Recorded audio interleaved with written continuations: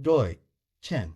4324 9,781,003,255,529 5. The business relevant details behind AI and cloud technology introduction is highlighted in Chapter 1.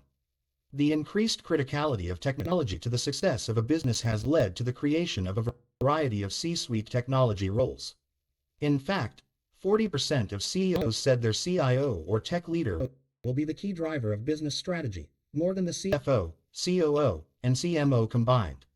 This concentration on the CIO as the critical transformation driver runs at odds with our research on the key success factors for AI and cloud-enabled transformation. Our research highlights the need for these transformations to be business-led. We believe that, in this technology-driven world, most non-IT executives and board members would benefit from having a de minimis level of technology literacy to enable business leaders to actively engage in discussions associated with technology-led transformation. We believe these discussions need to focus initially on business end state and then work down to the technology enablers rather than work up from whatever new technologies might exist at that point. By technical literacy, we mean that every executive and board member should know at least enough to effectively contribute to insights and strategic decisions concerning digital transformations, technology investments, and business model considerations. The Forbes Technology Council too has provided some guidelines for this, and we note that they recommend knowing what coders do and what coding actually is. Executives do not need to know how to create code, but it helps if they know what is involved, know what the capabilities and performance parameters are, and can converse with technical people, so as to ask them the right questions, for example during a presentation, or in approval processes for resource allocation. This is required to break down traditional barriers between the mainstream business and the techies in the business and build a bridge from the business towards those who are deeply immersed in creating the technology. 122 The business relevant details. This educative lift of achieving technical literacy in the board and executive will foster a digital mindset in those who collectively straighten eyes and take the compan way forward. It is not difficult to garner enough information to become literate in these technologies. Perhaps the most efficient way is to watch one or more YouTube tutorials 3 on AI, cloud and other technical capability elements as appropriate to the company's context. The footnote links some further learning opportunities tutorials, many of which have been viewed over 1 million times.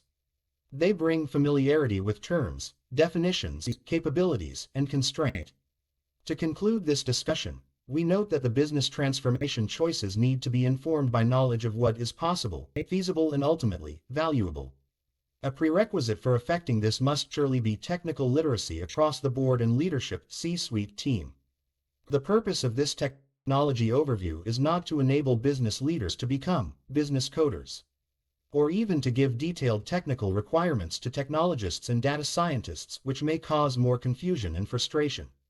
Our goal is to create a logical and intuitive description of the major innovations which we're describing as the building blocks for AI and cloud innovation. Without losing technical fidelity or using abstract analogies, we also want to bring to life our claim that there is a positive interplay and multiplicative benefit when AI and cloud technologies are considered together. Our goal is to allow technical and non-technical people to get on the same page as one another, and to allow everyone to have an understanding of what these innovations can practically provide to them, in a structured, buzzword-free way. We will give an overview of each of these major innovations through this chapter, but first, we will cover a range of relevant trends which have influenced the way in which technology provides value to an organization, and the way in which the technology capability has needed to evolve in recent times to take advantage of these trends. Working hard for the benefits as technologies have matured, costs have decreased, and the underlying capability has increased. The predominant drivers of these costs and capabilities are computation power and the storage and manipulation of data. These fundamentals have exponentially improved for the last 40 years. For example, Moore's law predicts the doubling of transistors in a CPU every 18 to 24 months, which has also led to a 20–30% annual reduction in the cost per transistor over time. Storage costs have halved roughly every 3 years, as their underlying speed has continued to increase. These underlying cost reductions are the main drivers for the transition from mainframes, eventually to the ubiquitous appearance of PCs and other mobile computing technology. Despite the enormous expansion in technology use, THEV business relevant details 123 underlying IT labor expense, when well managed, has dropped to a fraction of its previous costs. Facebook often cites the example of having over 1 million users per engineer in 2009 as a measure of its technology efficiency. So, the good news is, without doing anything, organizations should expect continual capacity and capability improvements in large areas of IT spend. For organizations that are already leveraging cloud-based services, there are additional ongoing benefits from the security, performance and capability enhancements that they provide as they periodically update their platforms. These benefits come from multi-billion-dollar investments that the providers are making into their platforms. Unfortunately, capability doesn't automatically translate into outcomes. In particular, there are a few obvious but important steps that need to be taken to ensure that the promise meets the reality. Executing new technology-enabled business models will increase the computation and storage requirements of a BUSIN. While the cost of innovation has reduced significantly over time, these new costs, and the cost of change both upfront and ongoing, needs to be understood and thought through carefully. The IT operating model needs to fundamentally change to effectively manage a range of more complex third-party relationships, shift the skill set of the technology function, and appropriately govern the shifting risk environment, especially with respect to data governance, data security, and effective ongoing management of statistical models. More powerful computers, with more data, don't automatically give any new insights to a business, nor do they change the underlying way a business model creates value for its stakeholders. Some historical technology innovations had obvious business impacts, e.g., moving from fax to email technology. The breadth and complexity of the potential AI and cloud technology capabilities lead to a far greater range of potential considerations than ever previously exist. Capturing this value requires a proactive effort from business stakeholders to better understand the way these technologies can support their future needs, and from technology stakeholders to rethink the way in which they create value for the business.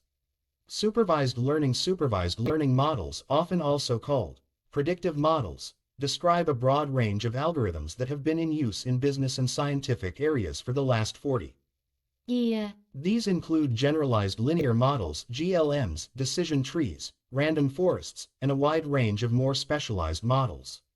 All of these models have a common mathematical goal.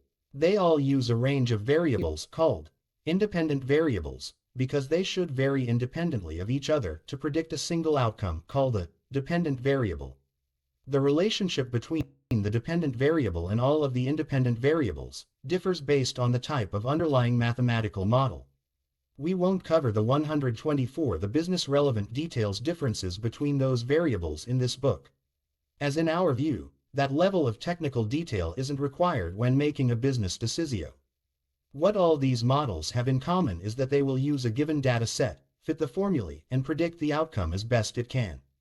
The machine will provide the most accurate fit between the dependent variable and those independent variables, where most accurate is defined by the underlying mathematical model and its definition of statistical error.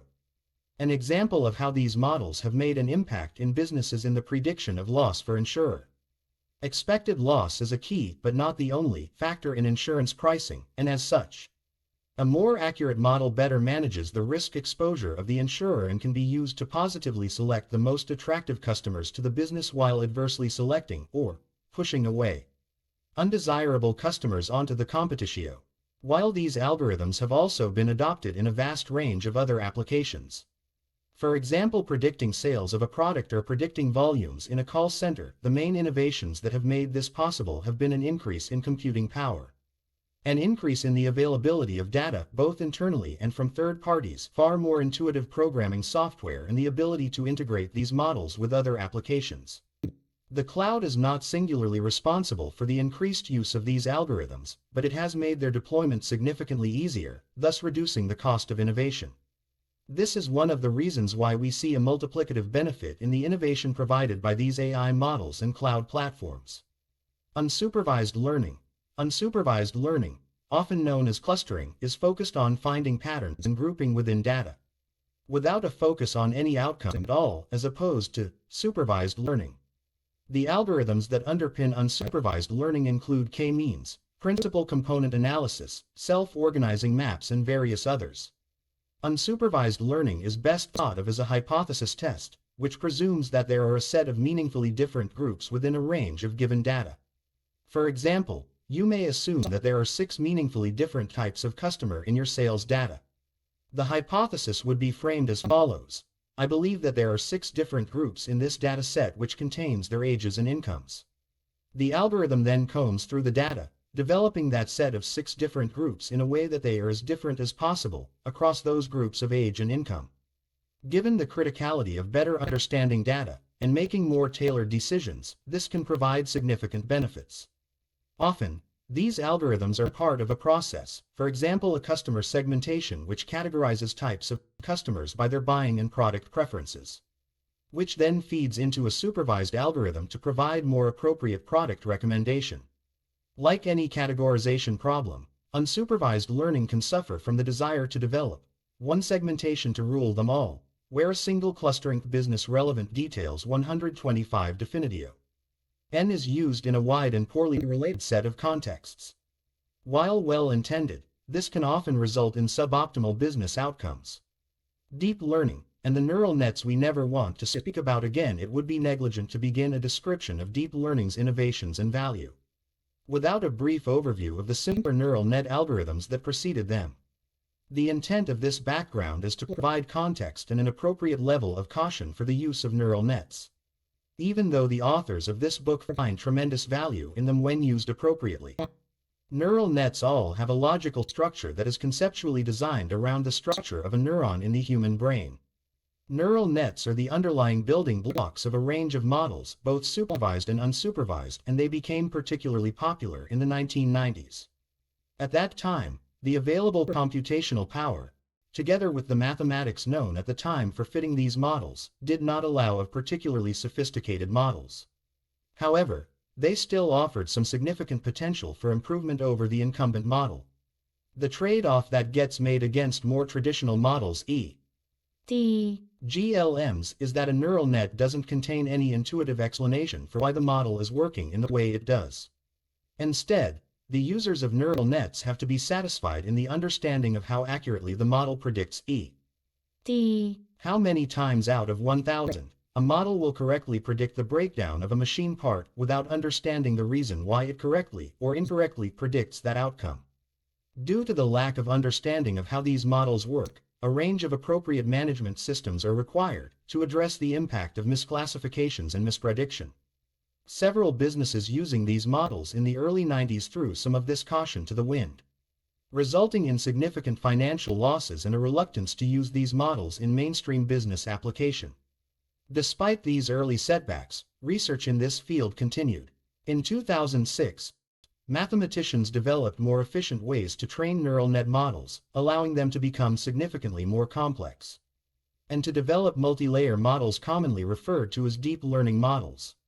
These models were able to outperform the existing ones and, more importantly, have been able to outperform humans in addressing many problems. This led to the understandable excitement around the use of these models in all aspects of everyday life, which we will highlight in a set of limited overviews of the most common deep learning applications.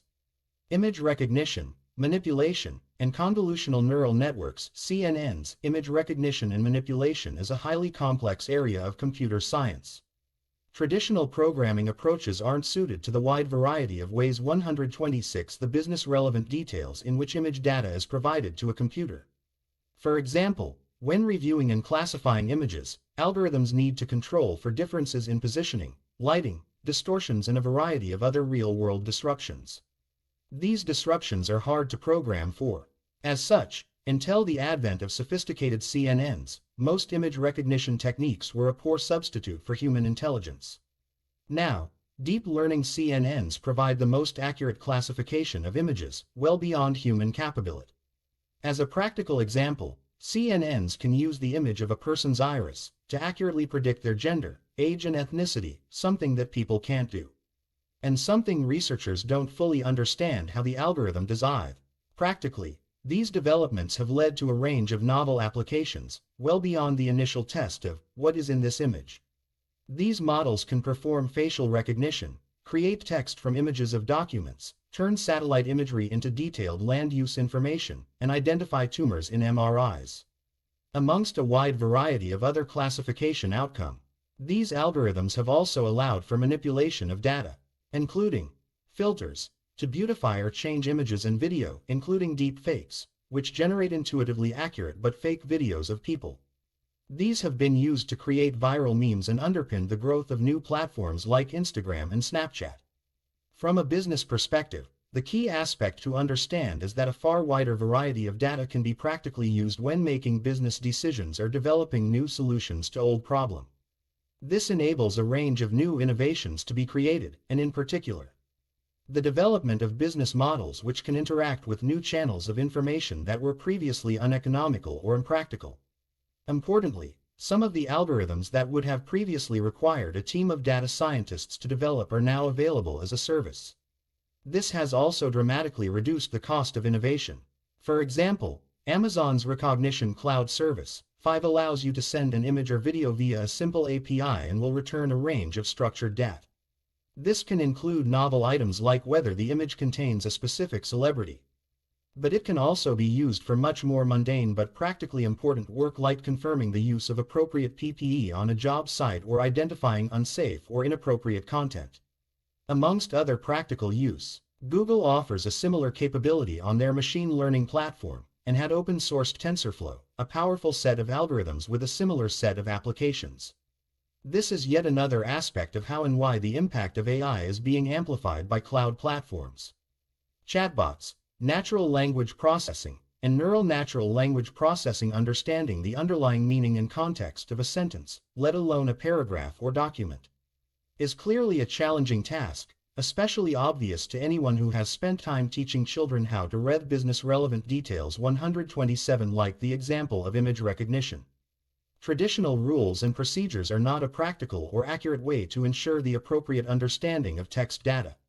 This is another area where deep learning through neural natural language processing (NLP) has spurred a whole wave of innovation, particularly the development of chatbots.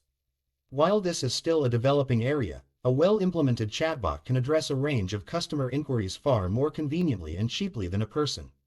While previous examples of voice-guided systems were clunky and forced customers to adopt the organization's singular way of interacting, neural NLP techniques enable a much more diverse and human-centric way of interacting. The growing power and flexibility of simulation and digital twins business, financial and operational simulation techniques have existed for decades, originally focused on developing a simple best estimate of the likely outcome, e.g., financial forecast. These forecasts were developed at a reasonably high level of aggregation and used a coarse range of assumptions. Over time, new algorithms were developed which were more flexible and allowed for the incorporation of new sources of data, for example consumer confidence surveys.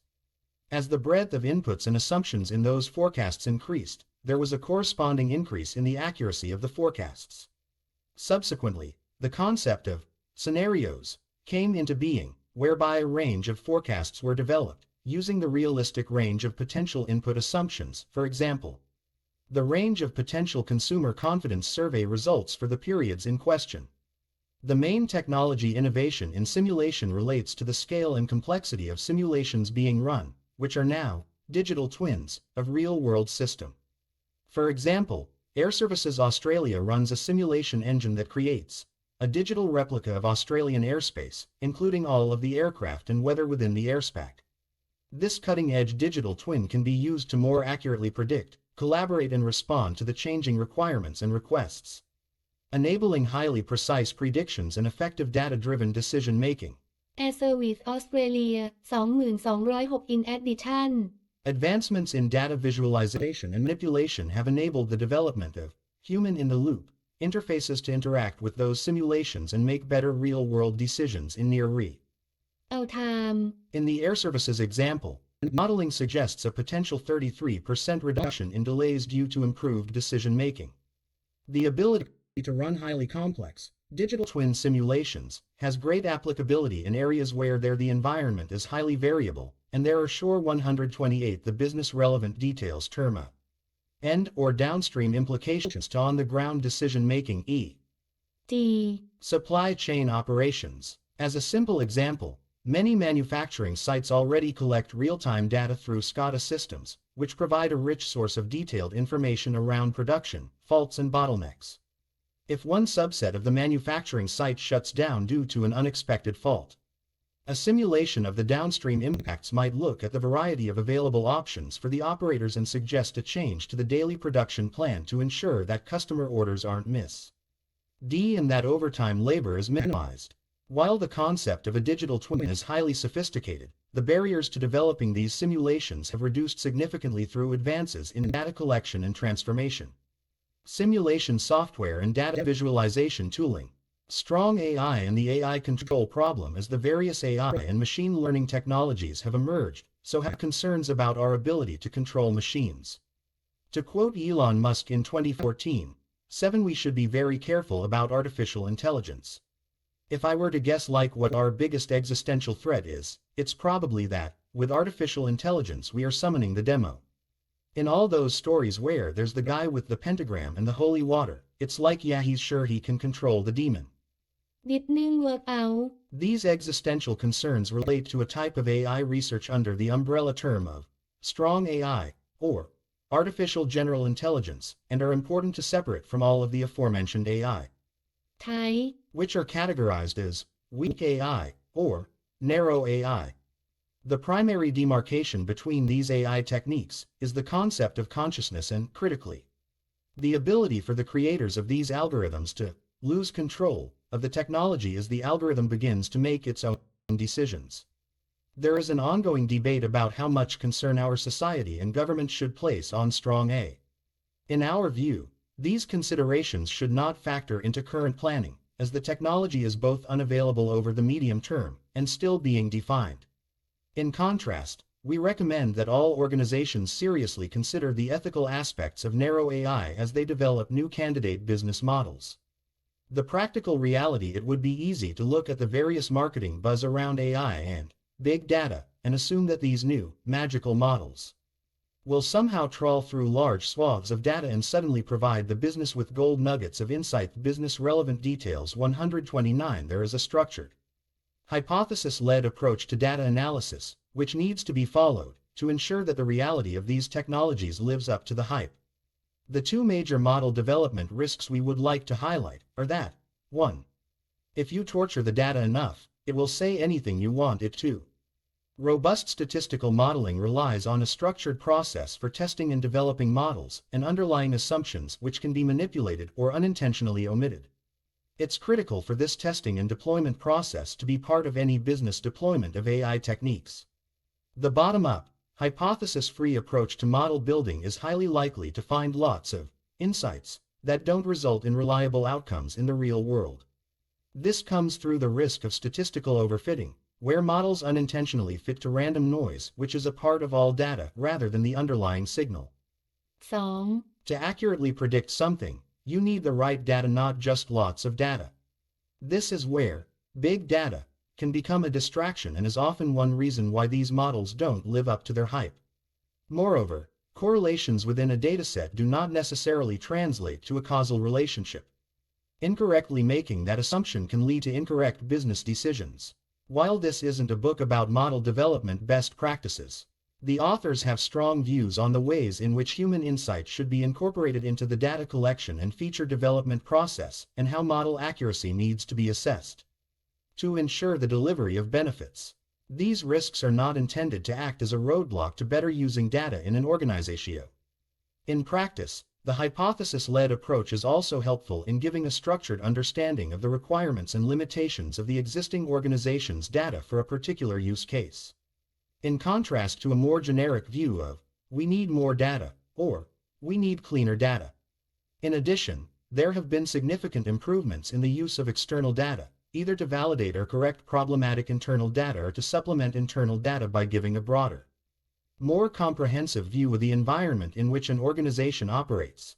for example Retailers are now able to leverage mobility data sourced through mobile phone network operators to understand the volume and demographics of the people within walking distance of their stores to better measure their performance and optimize their staffing.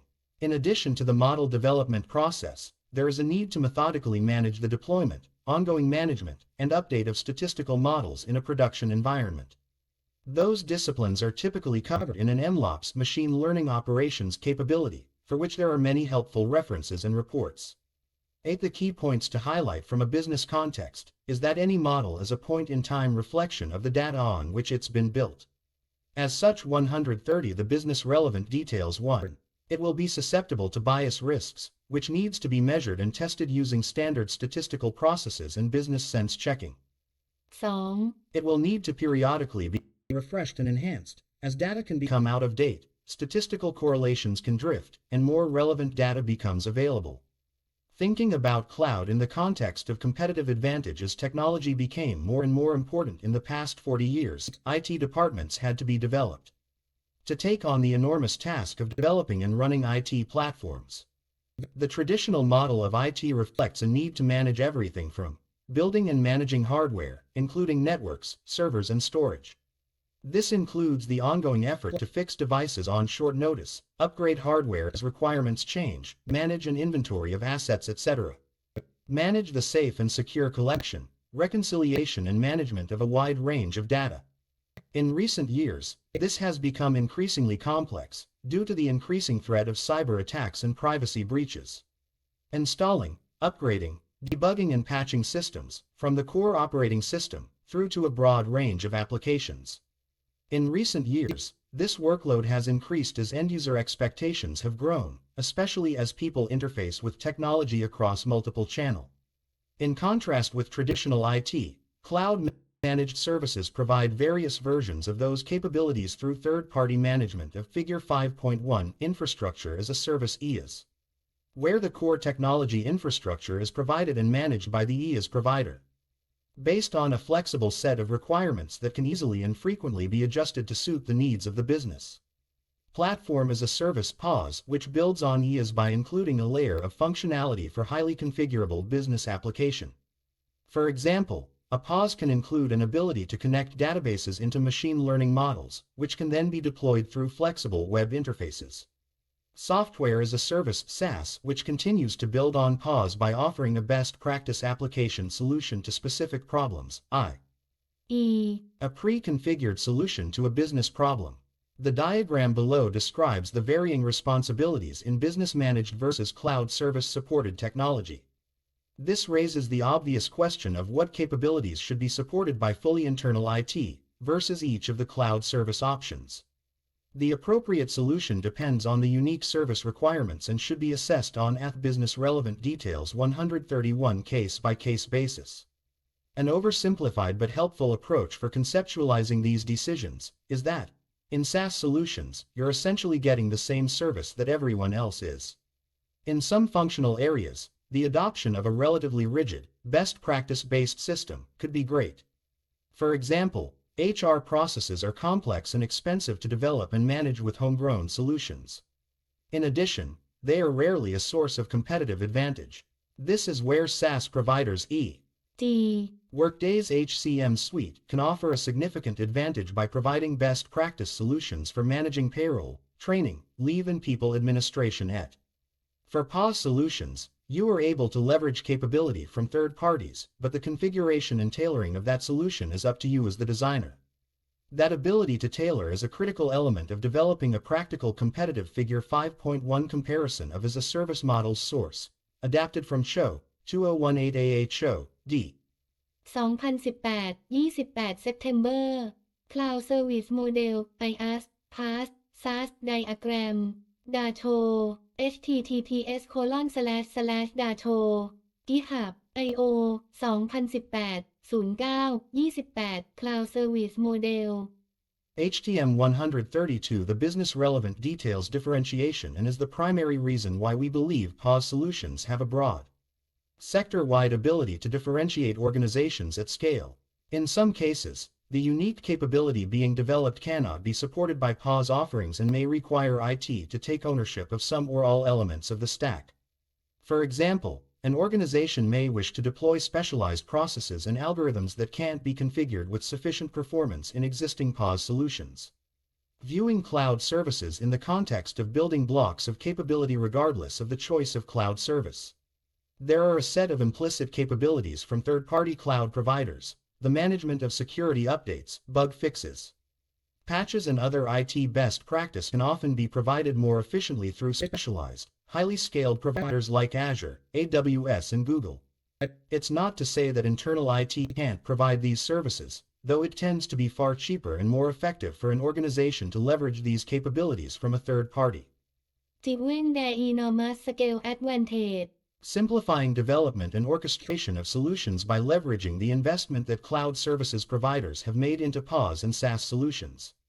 As above, an internal IT organization may be able to provide similar services but will almost always have far less scale and cost efficiency that could be gained through the major hyperscale platforms. The ability to rent services and flexibly scale requirements, significantly reducing upfront cost and capital expenditure. This is most evident when developing new services or expanding into new geographies, as you can leverage the availability and capacity of the cloud provider's investments, rather than making your own. This has been critical to scale applications and streaming services, or to manage seasonal variations in computing requirements. The ability to connect between cloud platforms and existing systems, through the use of clearly defined APIs, application programming interfaces, and microservices. The definition and impact of these are covered in detail below. APIs and simplifying doing business. An API, otherwise known as an application programming interface, is best thought of as a standardized way of communicating between machines. The system specifies, in a standardized and openly accessible approach, what services, process or data it will provide a requester, if that requester follows a specific process laid out by the system. While this seems like simple, common sense logic, APIs are a relatively recent advancement and have become critically important in many transformations. The business relevant details 133.1 Simple assumption made in this book is that the reader agrees on the benefits of having situationally relevant data at hand when making a business decision. For example, knowing when a customer is having an issue in the service being provided enables a customer service operator to reach out and resolve the problem. Together with this assumption is the implication that data can only be valuable when it is provided to relevant parties in a situationally relevant way, at an appropriate time. To that end, APIs and microservices are the backbone of simplifying the flow and manipulation of data in a modern organization, or even between organizations. APIs are seen as a reducer of business friction, with little to no downside. This trend has led to the increased use of APIs both within an organization to drive efficiency, and external to the organization, to drive growth through the creation of new products and service. The most well-publicized push to drive up the use of APIs in an organization is a legendary API mandate email that Amazon founder Jeff Bezos allegedly sent in 2002. 1. All teams will henceforth expose their data and functionality through service interfaces. 2. Teams must communicate with each other through these interfaces. 3. There will be no other form of inter-process communication allowed. No direct linking, no direct reads of another team's data store, no shared memory model, no backdoors whatsoever. The only communication allowed is via service interface calls over the network. 4. It doesn't matter what technology is used. HTTP, COBA, PubSub, Custom Protocol doesn't matter. 5. All service interfaces, without exception, must be designed from the ground up to be externalizable. That is to say, the team must plan and design to be able to expose the interface to developers in the outside world. No exception. 6. Anyone who doesn't do this will be fired. Jeff Bezos. 9. It's important to recognize the difference between the use of APIs and the communication systems that preceded those standard. In the not-so-distant past, information sharing wasn't standardized due to the use of proprietary systems whereby the provider often had an incentive to avoid interoperability and the lack of commonly accepted standards for machine-to-machine interface. This lack of interoperability means that a range of legacy systems will often require significant and expensive integration programs to enable now basic, reliable connectivity between systems. In contrast, APIs typically run on common, web-based standards and can be thought of as digital contracts, as in bridges between systems. For example, the Australian Open Banking API standards describe the way a message can be sent to a bank with a supporting security token and authorization 134. The business relevant details to recs. The balance of a customer's account. The format and structure of that response is a clearly and consistently defined message, which the recipient can then convert into business relevant insights. That standard doesn't change depending on which bank you're interfacing with. And the open standards being used significantly reduce the cost of these integrations when compared to prior alternatives. Open banking is an example of a centralized API ecosystem, whereby a central authority has defined the way in which interactions will occur between multiple operators. For the purpose of realizing a specific objective, DBS Bank in Singapore runs a centralized API ecosystem 10 with the objective of simplifying the delivery of a broad range of customer services that would traditionally involve complex integrations. It Banking System. G. Payment processing, loyalty rewards payments. This ecosystem allows DBS Bank to maintain relevance to customers in a complex and changing environment by leveraging the investment of many other third-party operators that benefit from the simplified integration from following DBS Bank's API standards.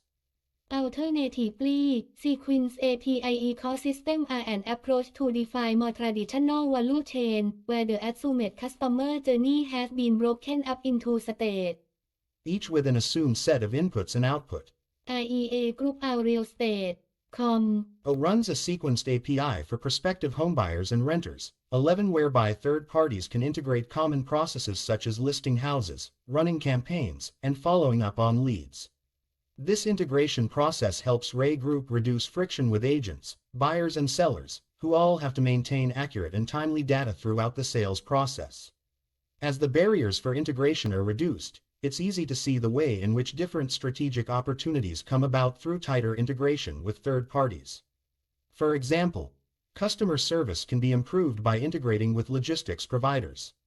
For example, by giving live updates on the delivery of a customer's goods, data from sensors and other Internet of Things IoT devices can be integrated into the proactive management of supply chain.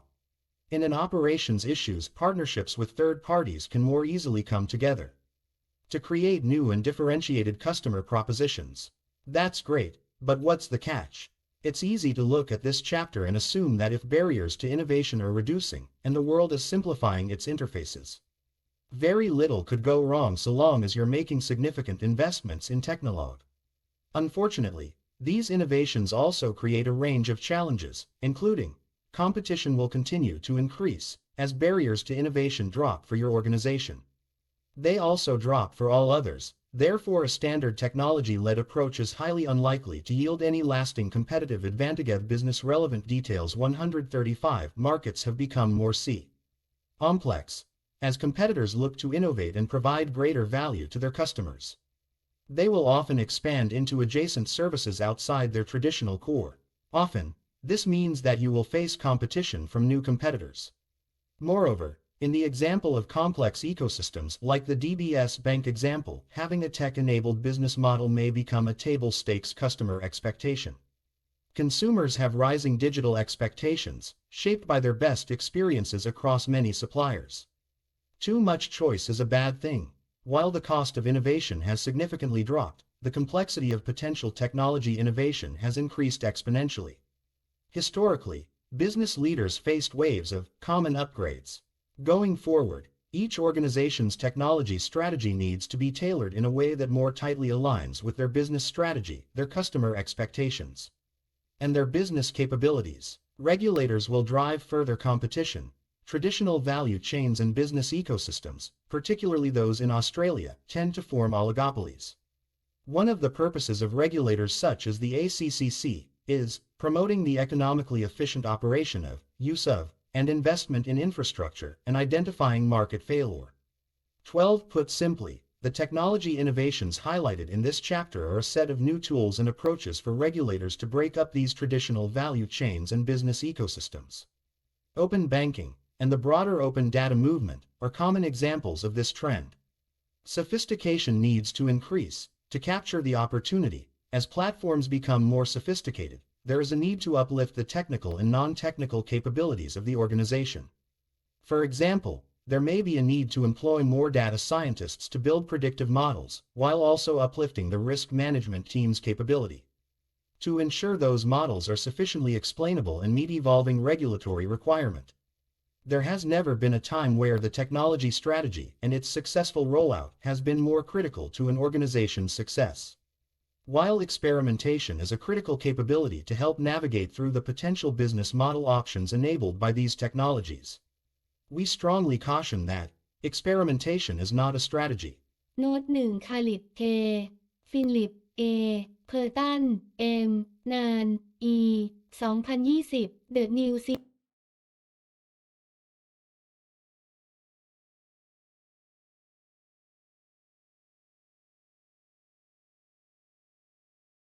DOI 10 4324 9,781,003,255,529 66 Innovation Introduction. A large portion of this book is focused on the antecedent capabilities required to develop a new business model. Power by AI and Cloud Technology. In this section, we shift the focus to the innovation approach taken to develop the candidate business model. This section is not a comprehensive guide to innovation, and we recommend readers to consider other books and courses if they want to learn more. For example, 10 Types of Innovation. The Discipline of Building Breakthroughs, 1 are Samson and Gloat, 2 for further detail on some of the themes highlighted in this chapter. The interplay between innovation, transformation and technology enablement. While our book title includes the term transformation, when technology and new business models are involved, this clearly overlaps with the field of innovatio. Innovation can be defined, adapted from the OECD definition, as new or enhanced products, processes, business models or organizational methods that create value for stakeholders. Transformations can be highly or lowly innovative. This depends on just how new the changes are that are being designed, trialed, and implemented. It is also worth considering newness in the context of risk and reward of the technology enablement being considered. If key elements of a transformation are brand new to the world, with perhaps unproven technology or unknown consumer demand, then risk and hopefully reward is reasonably expected to be higher than if a transformation is being done in a local company that is similar to what has been tried and tested multiple times in O. Versus Market 138 Innovation Figure 6 One articulates the integrated roles of innovation, transformation and technology enablement, as well as the varying impact on organizational growth and returns. Generally speaking, there are a set of archetypes that we have identified in our research and experience, a slow decline of the organization. Due to the limited focus of the executive on only one of these roles, 1. A singular focus on transformation, typically characterized by a well-intended focus on reducing waste in existing process. These programs tend to drive a meaningful short-term benefit, but due to their narrow design, do not address any fundamental challenges in the business model and the way value needs to be created into the future. 2. A singular focus on overhauling technology, often by performing lift and shift of existing on-premise applications and processes to the cloud. Depending on the degree of waste in legacy platforms, this may provide Figure 6.1 interactions between innovation, transformation, technology enablement and business impulse. Innovation 139 some benefit. But the economics of moving from significantly depreciated technology platforms to new platforms without transformation of the business process itself tend to result in low returns on investment. 3. Innovation theater, where well-meaning and intuitively beneficial innovations are developed, off to the side of the business. Without an explicit path and plan to integrate these innovations into the core business, and to support their scaling with technology, these projects tend to fizzle out over time. The ability to keep up with customer and market expectations by effectively leveraging skills across 2 of the 3 roles. 4. Driving a new way of working, whereby tools and methods in innovation and transformation are both used by the organization to reduce waste in existing processes and also to re-engineer the existing business process through a structured innovation framework. 5. Adopting a process of market following, where transformation works in tandem with technology enablement to quickly adopt the best technology system solutions seen in market. following the leadership of other organization. 6. The development of a successful greenfields business, effectively separated from the core through a separate technology stack and culture of innovatio. These new ventures can be quite successful, but there is the ongoing challenge of how to transform the existing business. Creating breakthrough benefits for the business by appropriately using skills across innovation, transformation and technology enablement. Point 7 in the diagram above. In these examples, innovation is at the scale of business model transformation and advanced digital tools are used to enable these outcomes, raising the barriers to entry for would-be competitors. Examples include Netflix and Rolls-Royce, see Chapter 4, where there was clearly a strong sense of innovation in their strategies. These strategies were transformational for these businesses and their customers, and that those innovations were enabled by AI and cloud technologies. In financial services, DBS, Bank of America, and although it was more a fast follower than the leading-edge DBS and Canadian Scotiabank, also qualify as having been innovative, transformative, and accomplished through technology enablement, prioritizing innovation, transformation and technology enablement given the complex range of choices, each with potentially significant execution risk. The answer is not always to immediately seek a highly complex, technology-enabled and innovative transformation program. Some of these risks can be managed with internally controllable risk mitigation strategies, e.g., incremental application building, pilot testing, while others can have much larger impacts, e.g., consumer acceptance risk, and would be expected to provide larger rewards. 140 innovation does not need to be a first-to-market transformer. But indeed it may make sense to be neither on the leading edge and certainly not on the bleeding edge of new technologies, but be a fast follower, as a legitimate position for transformation innovation. Scotiabank, headquartered in Canada, adopted such a position, beginning from behind the pack with its digital cloud transformation, yet moving towards a leadership position once a sound basis for cloud-based modernization was achieved. With 92,000 employees substantially in Central and South Americas, Scotiabank, Bank of Nova Scotia, started later than its competitors with AI and cloud-based transformation. Yet between 2019 and 2022 it has moved apace, changing its organizational structure and moving fast to catch up and in some ways overtake the industry average in terms of digital offerings and business model transformatio. Having built numerous AI applications efficiently, Scotiabank has taken a cutting-edge approach to open systems developments going forward. It positioned its cloud platform as much more than a way to outsource, a way to modernize its whole organizational business model. This bank has recently won many awards and seen its stock price continue to rise significantly as it transforms, embracing the future and using its new approaches to being value to new market opportunities and geographies. This example demonstrates that a fast follower approach can be very successful, with good returns on effort and investment. Scotiabank demonstrates that a careful and low-risk approach can lead to a successful catch-up, but we stress that this is clearly not the same as a laggard approach. Scotiabank did not do nothing or just pay lip service to the AI cloud opportunity. It invested well, transformed substantially, succeeded, but wasn't first as the innovator in its market.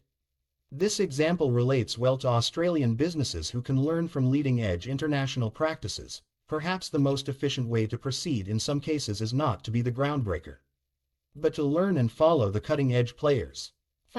Just as some transformations can be highly innovative while others can be lowly innovative, some innovations can be highly transformative for the organization and others not so or less so. For example, when one of the authors was working closely with the top leadership team at National Australia Bank during its very successful decade, 1990-2000. New products such as wealth management were innovated but were not transformative for the bank as the scale of impact was not relatively large. Similarly, a cultural transformation attempted during that period was, while potentially transformative, not really innovative and certainly had nothing to do with advanced or digital technology.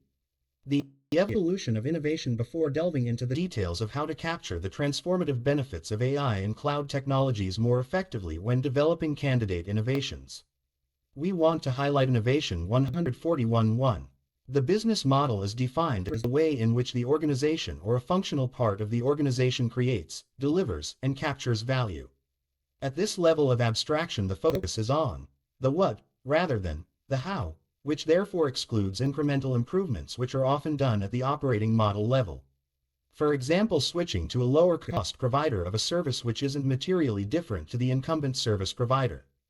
2. Business model innovations can be internal or external. For example, if the asset maintenance part of a manufacturing business shifts from scheduled maintenance to a more proactive approach powered by lead indicators of upcoming faults and issues, we would classify that as a change in the internal business model, specifically the key activities and value proposition of that maintenance function inside the business. An external innovation could involve supplier relationship changes or servitization, as in Rolls-Royce, Power by the Hour, Chapter 4, wherein the innovation crosses or bridges the firm's boundaries. 3. There are many ways to define the business model.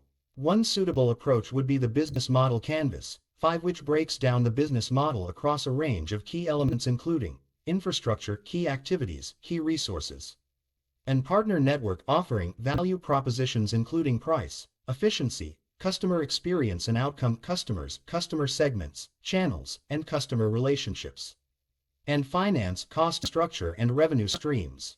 For this book and the associated research, we have defined business model innovation as having occurred when any part of the business model canvas has fundamentally changed. There are numerous frameworks and methodologies for innovation. Over the past 2 decades, many organizations have moved towards a customer or human-centered design (HCD) approach epitomized by the IAG case study, which focuses on unmet needs, in addition to the traditional focus on reducing waste and inefficiency in the incumbent business process. The critical reason why we wanted to focus on the innovation process itself was because of the broader range of potential innovations that are possible to create Using AI and cloud-based technology.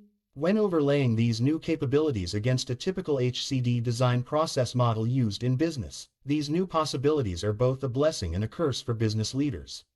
These design process phases are: discover, understand the issue rather than merely assuming it. It involves speaking to and spending time with people who are affected by the issues. Define. The insight gathered from the discovery phase can help to define the challenge in a different way. Develop. Give different answers to the clearly defined problem, seeking inspiration from elsewhere and co-designing with a range of different people. Deliver.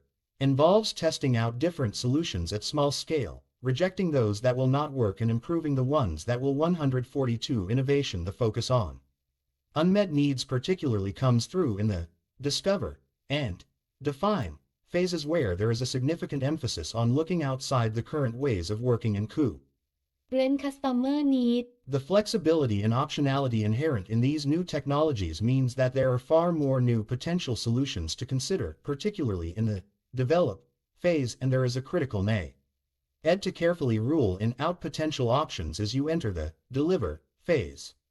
How do these innovations practically impact the business model?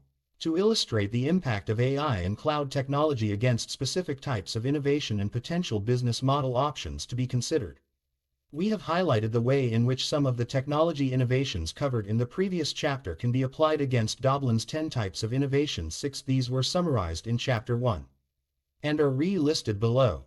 Category type overview. Example: AI or cloud innovations. Configuration: profit model, the way in which you make money. Creation of marketplaces, platform business models, enabling niche specialization within a value chain. Network connections with others to create value. Simplifying and reducing the friction in partnerships and joint value proposition. Structure: alignment of your talent and assets, enabling new organizational structures with an increased ability to specialize in certain areas while outsourcing others. Process: signature of superior methods for doing your work, leveraging improved data and decision-making using AI-enabled automation and process controls. Offering product performance, distinguishing features and functionality, adding new capabilities to proactively provide service to a customer through AI. Product system: complementary products and systems using cloud and APIs to simplify partnering with third parties for added value. Innovation. 143 Category type overview. Example: AI or cloud innovations. Experience services, support and enhancements that surround your offering, leveraging customer and Service data to drive growth. Vehemence in customer experience and R&D spend. Channel: how your offerings are delivered to customers and users, offering both a multi-channel experience, e.g. web app, which is personalized to the needs of that specific customer. Brand representation of your offerings and business. Taking a proactive position in the use of these technologies as part of E-brand, E-G. Apple's stance on data sharing and data ownership. Customer engagement. Distinctive interactions you foster leveraging customer use data to prioritize the service's enhancement and future engagements. D. Netflix's recommendation engine. In practice, many new business models will adopt more than one of these types of innovation, increasing success likelihood. For example, when Netflix disrupted its DVD delivery business model and developed an online streaming service, that was an example of its profit model, as the economics of running a web-based distribution were fundamentally different. Channel experience, as users could use the service on demand, and product performance, as you could immediately access orders rather than wait for them to arrive in the mail. PEXA's mortgage settlement process innovation is an example of a new profit model as a new facilitator of a traditional value chain network, as the creator of a new standard process for mortgage settlement process due to the electronic and traceable nature of the transaction flow and product system, as banks and lawyers could offer a better service and faster settlements by partnering with PEXA. Alternative approaches for innovation and venture development. A broad range of approaches have been taken for the development of new innovations and ventures, for example 144 Innovation Internal C. Appability Uplift, where the business unit develops its own capability to design, test and deploy new innovations, typically in the core of the business. Accelerators, where a dedicated multidisciplinary team accelerates the validation of new business models or the commercialization of a business mode. Incubators, where a dedicated multidisciplinary team help develop net new solutions that leverage capabilities or assets from the core business. Corporate venture capital, where direct investments are made into external organizations, typically with the purpose of creating partnerships across an ecosystem for the purpose of developing new solution. Crowdsourcing, where an organization announces external challenges together with incentives to develop new solutions or challenge in progress innovations. Each of these approaches offers pros and cons across different parts of the innovation cycle. However, a recent report 7 highlights a range of lessons learned across innovation and venture development in Australia. 1. There is no one-size-fits-all innovation and venture development model. The approaches need to be considered in the context of the organization, and knowing why and how to deploy each of them selectively is key to their success. 2. The support of the CEO is key to the success of these innovations, as is the pull from the broader business, who will need to see value for their functions in the innovation and venture development process. 3. Long-term success requires a portfolio focus, supported by clear success metrics, stage gates and long-term commitment. Conclusion. In summary, our view is that a structured process for developing innovations should be used to select and effectively manage the broad range of potential business model innovations that could be pursued.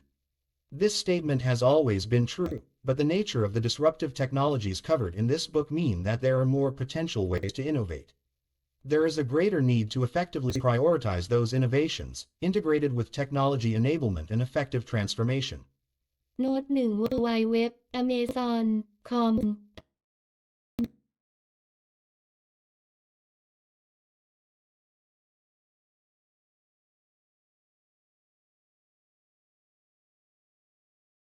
DOI 10.4324978100325552977. The Board, Executive and Leadership's Role in BMT Introduction. We, the authors, hope that our book appeals to a broad audience.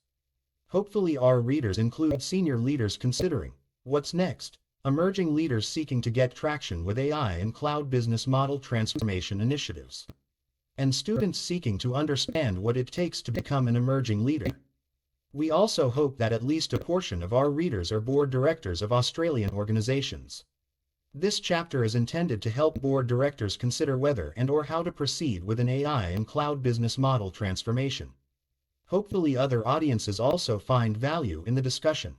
This chapter is structured as follows. First, we will provide an overview about how the business press and the academic community characterize the opportunities and risks associated with cloud and AI. We will then discuss the role of the director in helping organizations navigate through these issues. As part of this discussion, we will share some findings of some contemporaneous research we are undertaking regarding director attributes in AI. And we will suggest some questions that directors may wish to contemplate. Finally, we will talk about how the broader organization, the top management team and other leaders can help board members to acquit their responsibility. Opportunity and risk. The authors have had the good fortune to speak with a number of board directors and other senior leaders of organizations on the topic of AI and cloud. These individuals talk about some of the uncertainty caused by the business press. Are AI and cloud key to the future success of an organization? Or will they be the source of an organization's demised board? Executive and leadership's role. 147 Opportunity and risk. Cloud opportunity. Kmart Australia is one of the first retailers globally to migrate mainframe applications to the cloud and has an agile e-cloud platform that puts them in a great position to innovate and optimize customer experiences rapidly and at scale. Forbes. Risk. Amazon cloud service outage in Japan disrupts brokerages. Bank and Airline Japan Time AI Opportunity I think the Telstra ชวนเทียม AI JV Great for Australia. I was reading somewhere that there are basically only 4 ways to grow the economy. You either grow the population, you sell resources, you innovate, or you drive productivity, he said. And innovation and productivity is exactly what this is going to enable. Andy Penn, quoted in the Australian Financial Review, Risk. The problem with engagement algorithms is they are agnostic to content and will do whatever it takes to keep users on the platform, regardless of the rabbit hole it takes them down. Australian Financial Review, Facebook's disconnection problem. Our view is that there are no risk-free options, and that boards will have to make decisions which balance risks against one another, cognizant of the fact that inaction is usually not the lowest risk option. The academic community is also exploring both the opportunities and risk associated with AI and cloud technologies. Whilst academics have been developing the technologies underlying artificial intelligence since the 1950s, research into the potential impact of such technologies is a relatively more recent phenomenon. Back in 1988, Leonard Barden and Sviokla wrote an article in the Harvard Business Review discussing how to gain benefit from expert systems, an early form of AI. One such articles have continued to the point that the question is no longer whether there is potential benefit, but rather how does one compete in an environment where AI is commonplace. Similarly, the risks and regulatory implications of AI are being actively explored. Whilst research has been going on for several years, Shoshana Zuboff's 2019 book The Age of Surveillance Capitalism, The Fight for a Human Future at the New Frontier of Power helped expose these academic discussions to a broader audience. The pace of research is accelerating, and new research groups are being formed. As one example, the University of Melbourne recently launched a dedicated Centre for Artificial Intelligence and Digital Ethics (CAIDE) to facilitate cross-disciplinary research, teaching and leadership on the ethical, regulatory and legal issues relating to AI and digital technologies. Major users of AI are also investing in understanding the risks and ethical parameters of AI. Google recently stated a goal to double its research staff studying responsible AI to 200 people. Non-profit organizations such as the Partnership on AI, committed to responsible AI, are also exploring this issue, and regulators are becoming increasingly aware of the potential harms associated with artificial intelligence.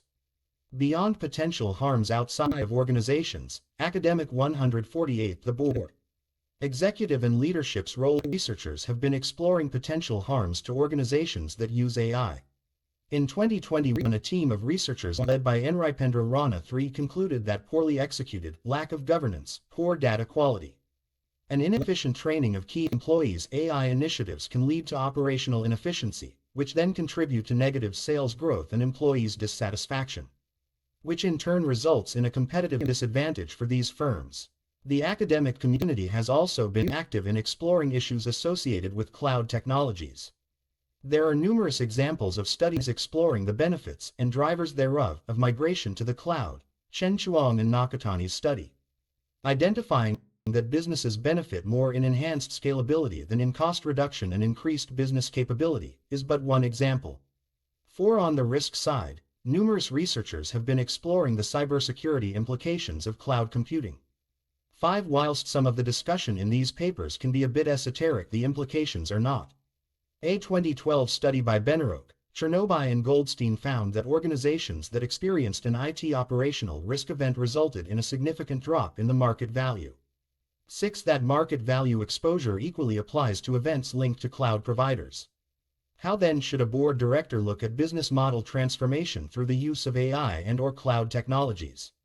Director's duties. Managing risk. We start with our understanding of the role of a director. There are a number of different models of the roles of a director. One model, the Tricker Model 7, outlines the roles in terms of two sets of trade-offs: internal perspective versus external perspective, and past and present versus future orientation, occasionally known as conformance versus performance.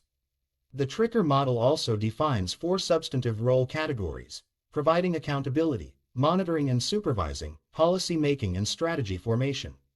Other writers in the strategic management literature simplified this down to three roles: a ceremonial role, a monitoring role and a strategy role.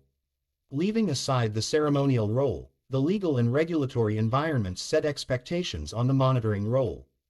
Please note that none of the authors are lawyers, Bush or otherwise. Having said that, it should not be too controversial to state that, at least in Australia, directors' duties are developed through three sources. The Corporations Act of 2001, Commonwealth, is the primary source of directors' duties, and the Act sets out the obligations of companies and their board. The duties described by the Act are augmented by other fiduciary duties that have been developed through case law since the adoption of the Act. Furthermore, other directors' duties, statutory duties, have been developed through other legal instruments. Occupational health and safety duties are an example of such statutory duty. Going beyond meeting legal requirements, other monitoring duties are well discussed and laid out by the Australian Stock Exchange and the Australian Institute of Company Directors Board. Executive and Leadership's Role 149. We hope that directors will see initiatives associated with cloud and AI. In this monitoring context, we suggest a number of questions that you may wish to ask to provide comfort that the organization is meeting its obligations. What is being proposed? And how does that align to our ethics and risk frameworks? Please note that if you don't have an existing ethical framework, the Commonwealth Department of Industry, Science, Energy and Resources 9 has published Australia's Artificial Intelligence Ethics Framework. Several organizations such as the World Economic Forum 10 are making their frameworks available for use by others. And other organizations such as Google 11 are publishing relevant better practice guides. What are the relevant legal and regulatory requirements, and how do we ensure that we stay within these requirements? Please note that there are distinct requirements for privacy, security, data sovereignty and anti-discrimination. How might these requirements evolve, and how do we future-proof for these evolving requirements? How would our initiative be perceived by our stakeholders, and are we comfortable with those perceptions? How would we need to refine, reposition our initiative in order to obtain the stakeholder perception we desire? What policies do we need to develop and what procedures need to be put in place to ensure that we stay within our ethical frameworks? How do we make it easy for our staff to do the right thing and comply with these policies and procedures? What supporting infrastructure should we put in place? Other investments we should make to help manage any negative repercussions of a possible failure of our initiative? How do we ensure that our decision-making and counterparty responsiveness is not unintentionally degraded as a result of our initiative?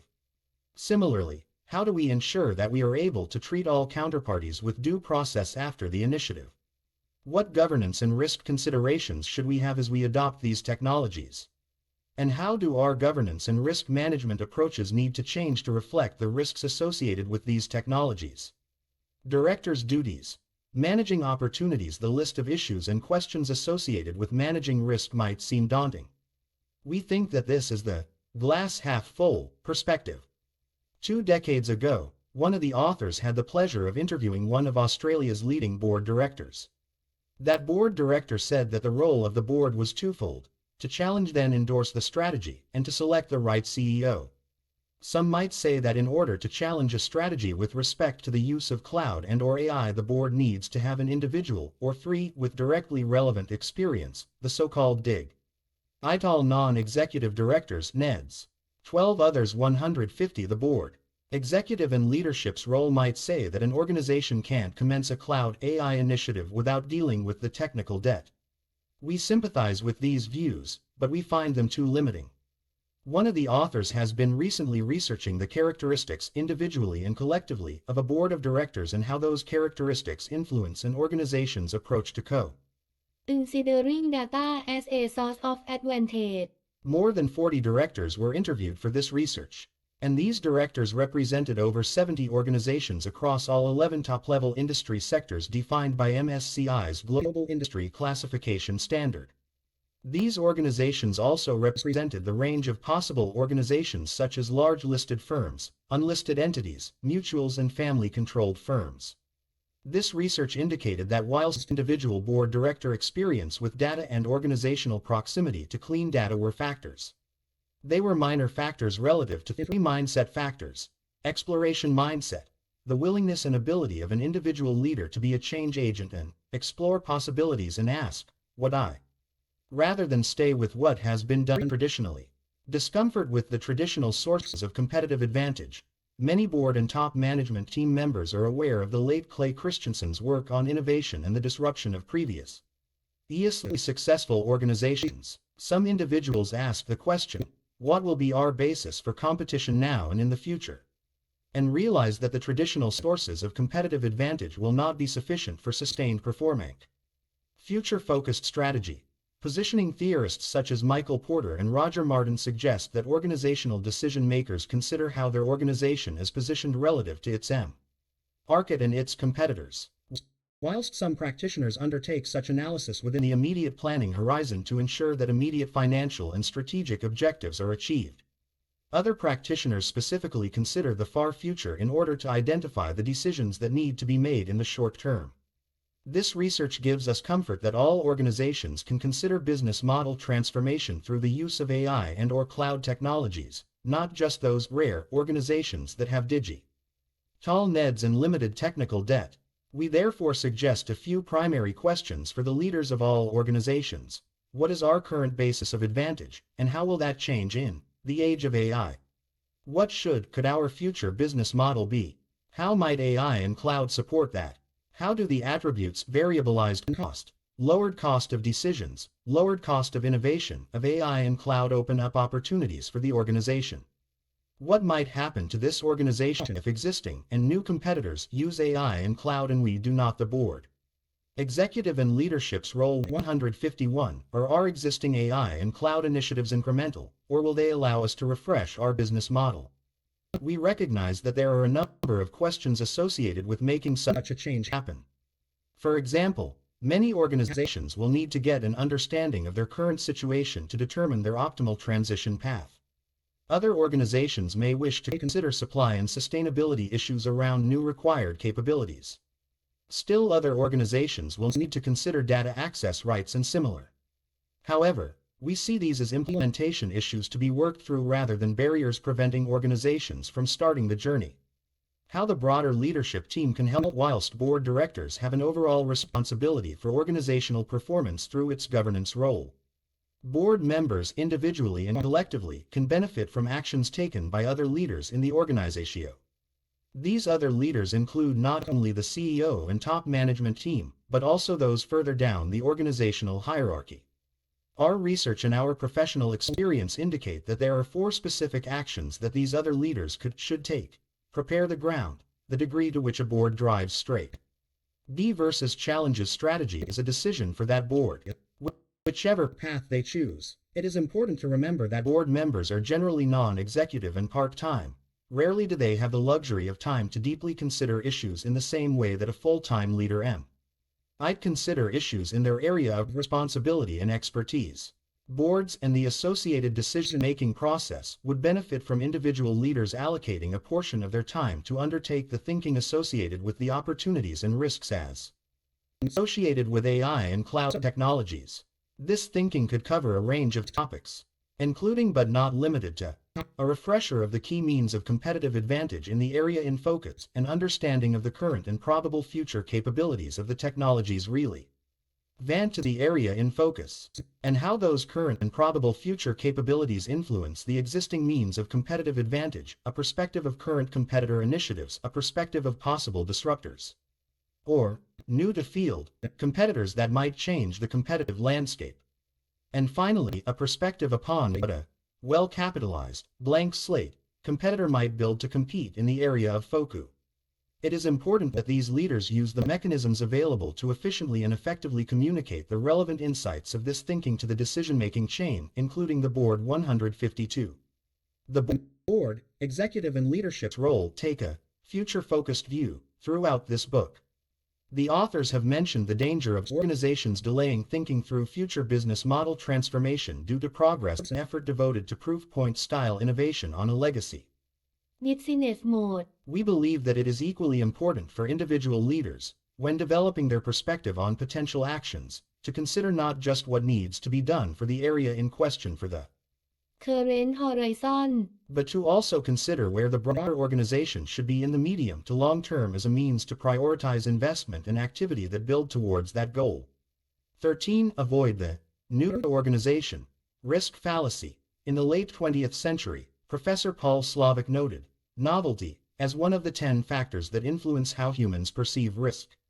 14. Professor Slovic's insight was that individuals spend more time considering a risk that they have not encountered before, thus unintentionally causing a new situation to be perceived as more risky than a situation seen before.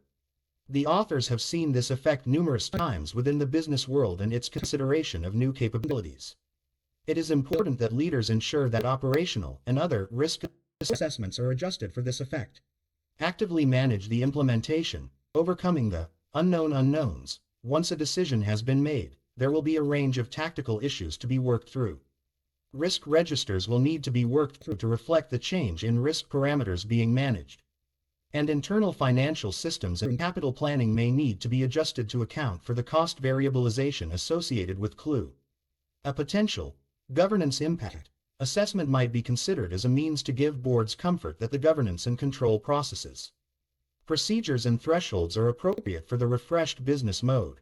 It is important to note that not all organizations need all leaders to undertake all of these actions. In this realm, Churchill's quote, "Perfection is the enemy of progress," rings true to us. How risk management should evolve through these disruptions as any new technology enters mainstream use, there is a need to revisit the ways in which the technology can be used for positive ends, and the potential risks of its misuse. AI and cloud technologies are no exception to that. An early example of a negative outcome from the application of machine learning was the redlining within the insurance sector in the U.S. in the 1990s as more granular credit score data became available. Label The intended use of this data was to better understand the correlation between risk and people's credit score. Those insights could subsequently drive a better alignment between risk and price, which would subsequently allow for a more equitable allocation of capital and incentives to the users of these products. Board, executive and leadership's role 153. Unfortunately, a range of issues with the data and its application resulted in a range of negative outcomes for consumers and insurers, due to the historical lack of access to financial services for minorities. Low credit scores or no credit score were highly correlated with race. Due to the additional correlation between race and geography, the resulting higher prices gave the appearance of areas where minorities lived being unable to access these services at a reasonable price. Mapping those areas gave the appearance of a red boundary line, in which insurers deliberately excluded the minorities that lived in those areas. At the time, credit scores were opaque and offered little opportunity for consumer recourse if there were any issues with the score. This lack of clarity left people without any reasonable explanation or solution when presented with these high prices, or worse yet, ineligibility due to underwriter exclusion. Risk is only one factor in pricing, and at the time, the prevailing view was that people with low credit should also incur higher markups while discounts would be provided to people with high credit scores. In reality, these markups were both unjustifiable and unprofitable, as the discounts were being given to people who were less price sensitive while markups are being charged to people who were most likely to face financial vulnerability. Today, the use of credit score data, and much broader, is a standard in the insurance sector. And insurers have delivered on the promise of more aligning risk and prices with addressable consumer behavior. We wanted to use this example of redlining as a cautionary tale for what can happen when poorly structured, poorly thought through applications of new technologies come to market. The application of automated decisioning through AI technology can result in similar negative outcomes. But the negative examples we could find were all associated with poor use and a lack of robust risk management, rather than an issue with the AI technology itself. There are a range of helpful AI ethics frameworks which we recommend all boards consider, for example Data 61's ethics framework for AI in Australia. 15 In particular We wanted to highlight a set of considerations that we believe all organizations should, at minimum, be applying. Define and measure the protected groups and negative outcomes. Metrics need to be created potentially with external data if required, to understand the impact of a business decision. G. Ratio beer This may appear counterintuitive, but without gathering and measuring this impact, it is far more likely that you will unintentionally make decisions which have profoundly negative consequences.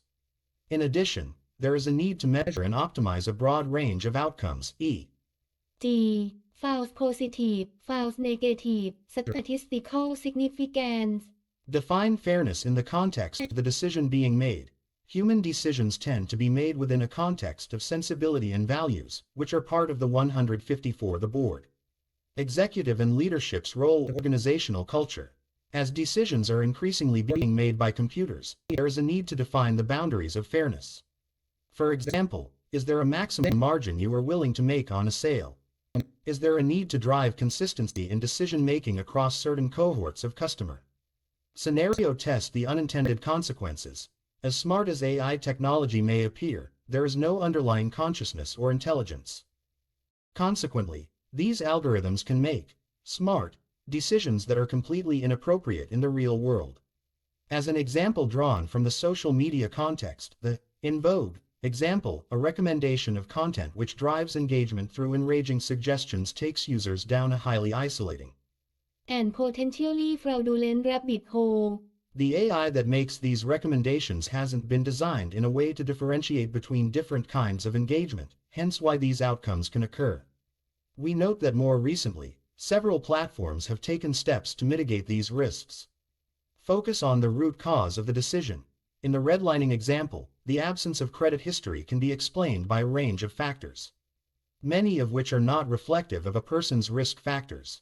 While a model may provide a clear finding at the surface, there is a need to focus on the root cause of the findings. Closing thoughts. AI and cloud technologies provide one of those rare opportunities to fundamentally alter, indeed transform, an organization's basis of competitive advantage.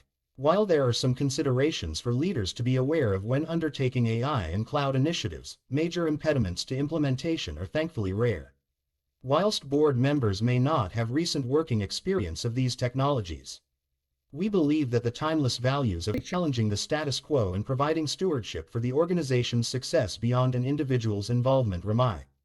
โน้ต 1 ลีโอนาร์ด บาตัน B สวีโอกลา J